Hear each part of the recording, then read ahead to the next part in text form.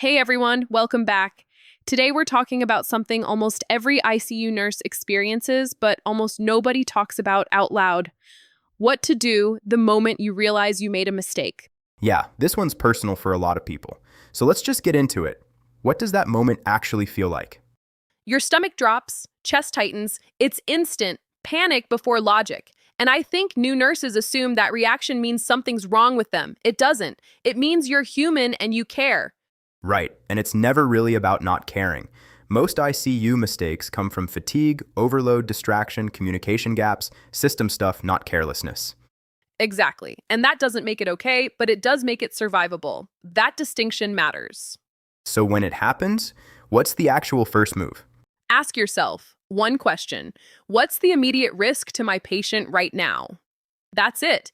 That question pulls you out of the emotional spiral and back into clinical thinking. Check patient's vital signs, assess for any adverse effects, and intervene if needed. So, your emotions has to wait? Emotion waits, patient safety doesn't. And after the patient's stable? Then, communication. This is the part people dread most. Telling someone they have made a mistake because of fear it might ruin their reputation or career. But in reality, silence is what actually damages trust in careers, not the mistake itself. What does good communication sound like in that moment? Simple and factual, this is what happened. This is what I've done. This is the patient's current status. Calm, direct, no excuses. What about incident reports? People treat those like a scarlet letter. I get it, but reframe it. Reporting isn't about shame, it's about protecting the next patient. If staffing, interruptions, or confusing orders played a role, that needs to be visible so the system can improve. So it's less, what did you do wrong, and more, what does this reveal? Exactly that. Okay, but here's the part nobody prepares you for, the drive home, replaying everything. That's the hardest part, honestly. And here's what I want new nurses to hear. Reflection and punishment are not the same thing. Reflection asks, was I overloaded? Did I rush? What can I improve?